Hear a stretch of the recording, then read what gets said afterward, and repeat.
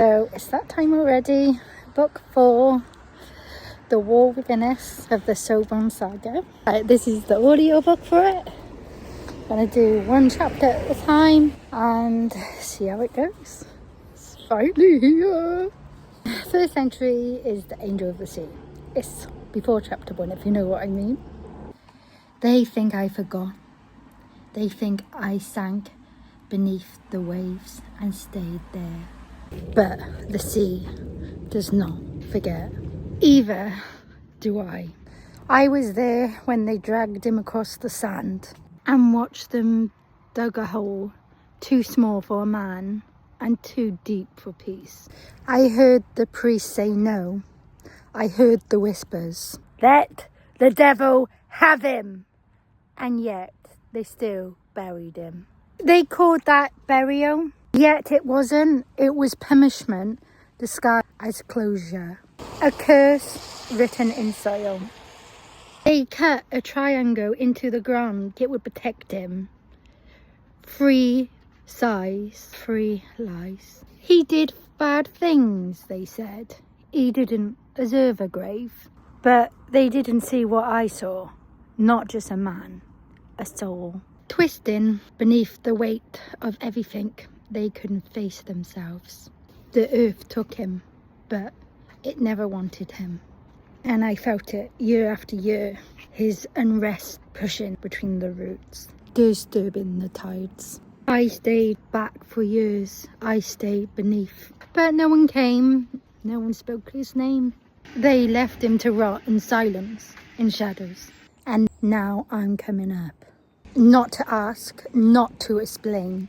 To take back what never should be left behind. She broke the surface, where the surf meets the dark.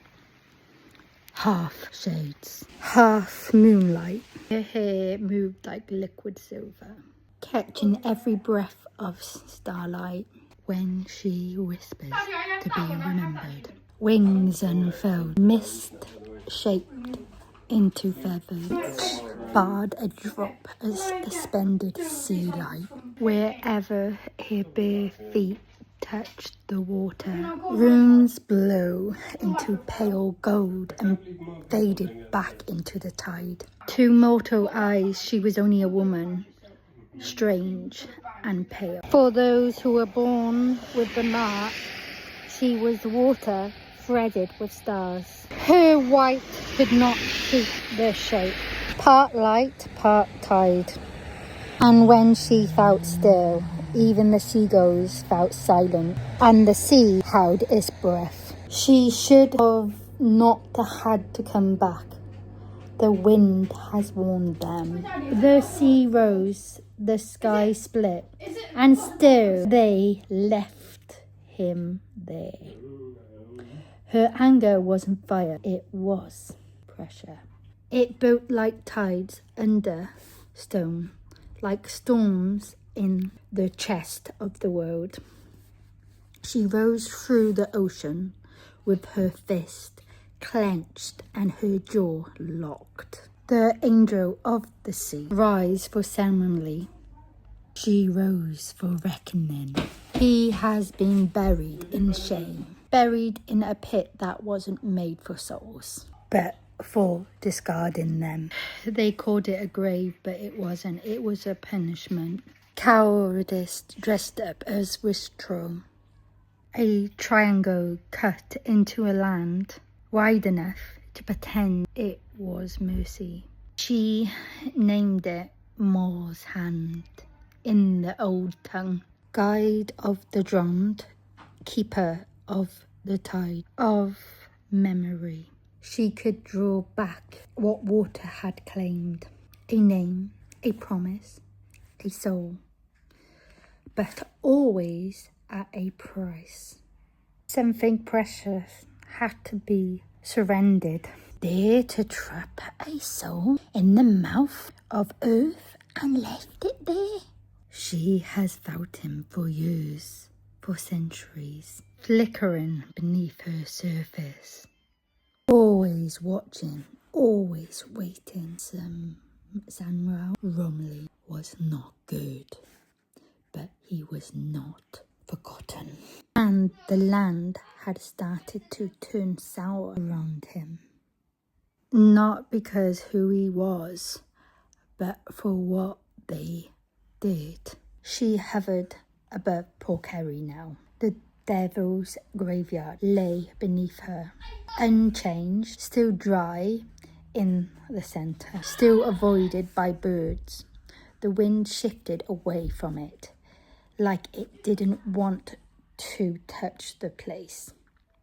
But she did. She discarded. Feet didn't touch sand.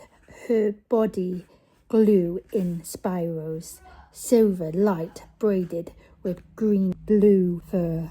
Her wings unfurry like thunder clouds stitched with moonlight.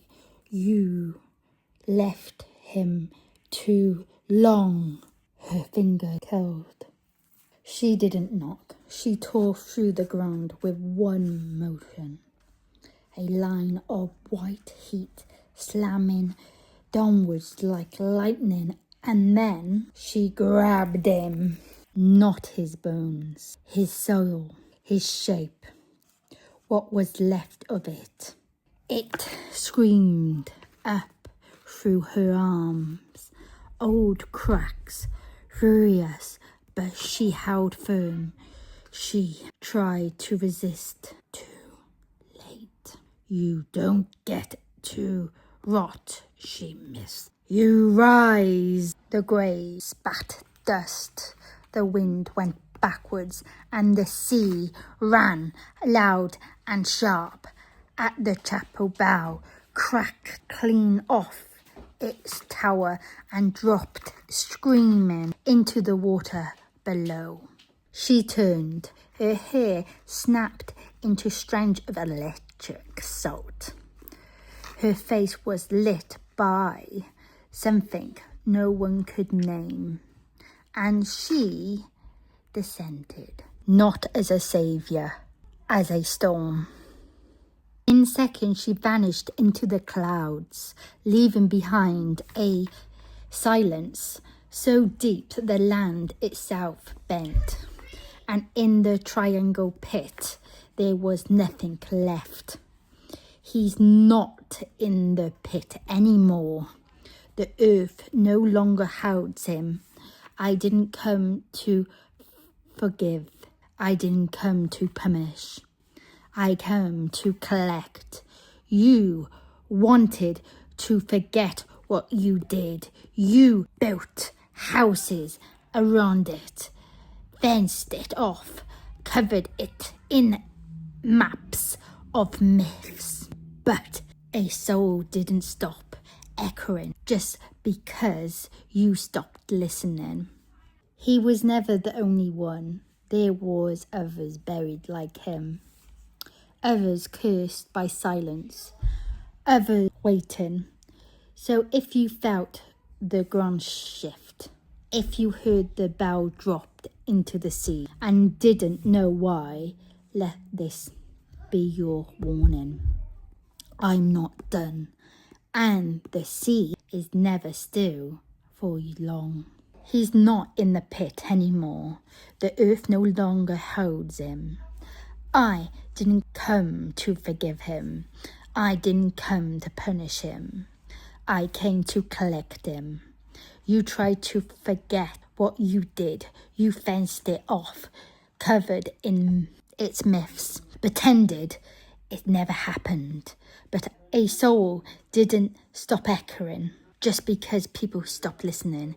He wasn't the only one.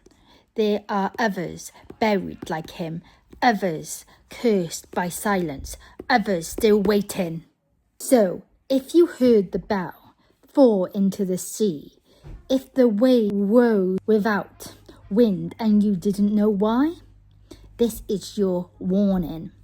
The war hasn't started yet, but it's already awakening. She turned to leave. Then something shifted. The air shimmered. A shape appeared near the tide. A boy was standing there, barefoot, faintly glowing. He looked about 10 years old, but his eyes were so sharp to knowing they looked like hers. "You always come here," he said quietly, "to my past, even though I'm not born yet." She stepped forward, tense. "You shouldn't be here." "Neither should he," the boy replied, glancing up at the sky. "They're watching, hunting. You know he'll come." She didn't respond. She always knew what he meant. "If your father set foot on this earth," she said, "nothing will stop the war." The boy nodded once. Then he vanished completely, without a trace. The angel of the sea stood alone again, sea water clearing around her ankles, and high above her, beyond the mist and the clouds, the stars were burning hotter than they had in centuries.